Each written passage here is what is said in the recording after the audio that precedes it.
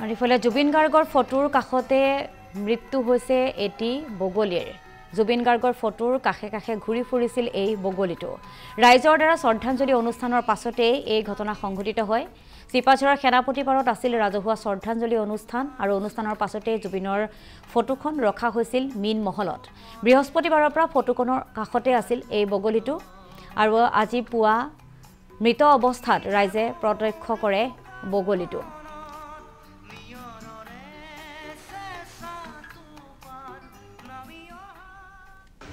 যোৱা 20 তাৰিখে আমি অসমৰ জনপ্ৰিয় শিল্পী জুবিনদাৰ শ্ৰদ্ধাঞ্জলি অনুষ্ঠান আমি পাতিছিলোঁ তাৰ পিছত শ্ৰদ্ধাঞ্জলি অনুষ্ঠান সেইদিনাখনে শেষ হ'ল শেষ হোৱাৰ পিছত যোৱা 25 তাৰিখে ৰাতিপুৱাৰ পৰা জুবিনৰ ফটোখন আমি যি জায়গাত ৰাখিছিলোঁ তাত এটি বগলী দিনটো থাকিল কেৱল তেখেতৰ ফালে চাই থাকে আৰু দিনটো তাৰমানে লৰচৰ নকৰিলে খোৱা লোৱা একো কৰা নাই নকৰাৰ পৰিপ্ৰেক্ষিতত আমি পিছত আহি পালোঁ বগলীটো খেদিব বিচাৰিলোঁ কিন্তু ফটোখন এৰি বগলীটো কোনো ধৰণে ক'তো গুচি নগ'ল সদশেষত 5:30 বজাত বগলীটো নিজে নিজে তাতে মৰি যায়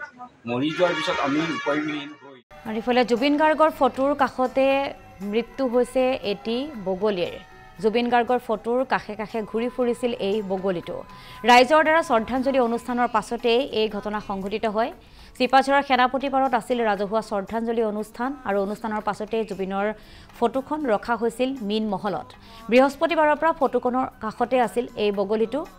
আৰু আজি পুৱা মৃত অৱস্থাত ৰাইজে প্ৰত্যক্ষ কৰে বগলীটো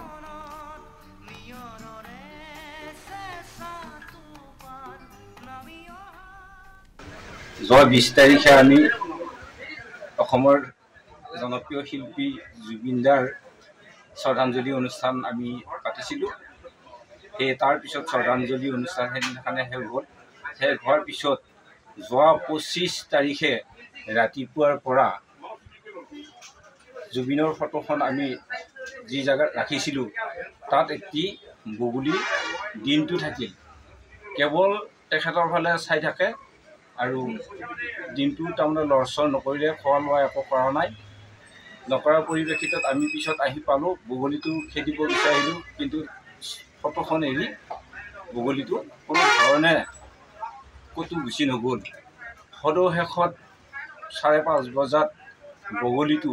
নিজে নিজে তাতে মৰি যায় মৰি যোৱাৰ পিছত আমি উপায়বিহীন হৈ